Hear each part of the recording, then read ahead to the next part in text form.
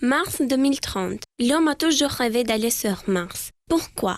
Parce qu'elle ressemble à la Terre, ses ressemblances avec notre planète, elle a 2 lunes, des saisons, des tempêtes, et on a toujours imaginé d'habiter sur Mars. On appelle souvent Mars la planète rouge, parce qu'elle apparaît dans le ciel comme une étoile rouge-orange. Mais la planète rouge est 2 fois moins grande que la planète bleue et le jour martien est le plus long que le jour terrestre. Il dure 24 heures et 37 minutes. Mars est plus loin du Soleil que la Terre, donc il lui faut plus de temps pour faire le tour du Soleil. L'année martienne est de 687 jours. Il fait aussi beaucoup plus froid que sur la Terre, -60°C en moyenne.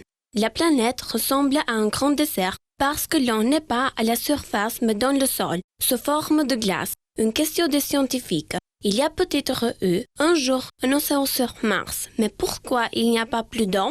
L'expédition spatiale de 2030 pourra peut-être répondre à cette question. Sur Mars, la pression actuelle de 16H pas à cette pression. L'eau ne peut pas être liquide. Et comme il faut, en moyenne, -60°C, elle est surtout en glace avec une très faible proportion de vapeur.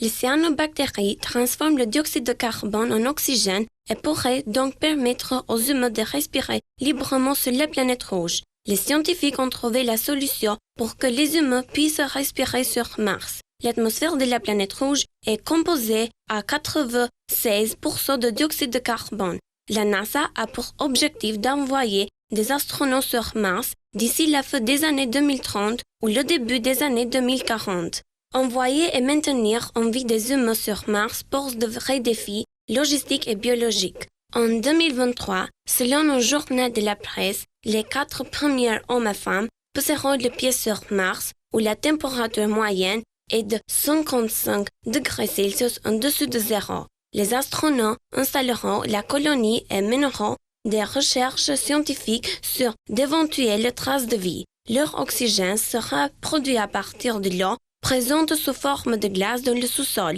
Différents scientifiques dirent en tout cas c'est un essai courageux. Faire atterrir une personne à la surface de Mars. Pourquoi pas? Mais faire atterrir 4 personnes et les garder en vie sur place est plus difficile. Selon un scientifique, la production d'oxygène à partir de glace est en théorie possible, mais extrêmement incertaine. Un autre scientifique assure de son côté que les turbulences à la surface de la planète rouge rendent impossible l'atterrissage de 2 appareils au même endroit comme le prévoit Mars One. Malgré les doutes, les scientifiques du monde entier soutiennent Mars One.